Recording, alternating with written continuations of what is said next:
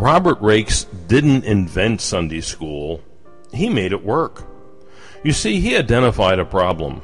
The Great Awakening in America and England had turned the minds of many to spiritual things.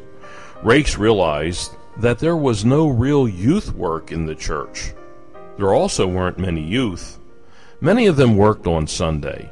There were no child labor laws.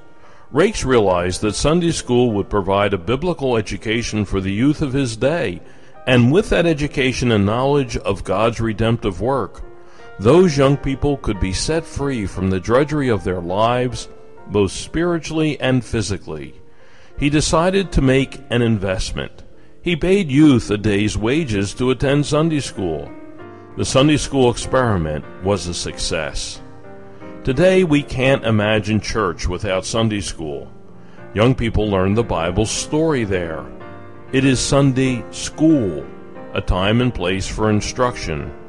It continues today, a cornerstone of the church's ministry to children and youth. Educated minds need to apply what they know. It's the purpose of educating in the first place. Sunday school doesn't address the application and expression of what is learned.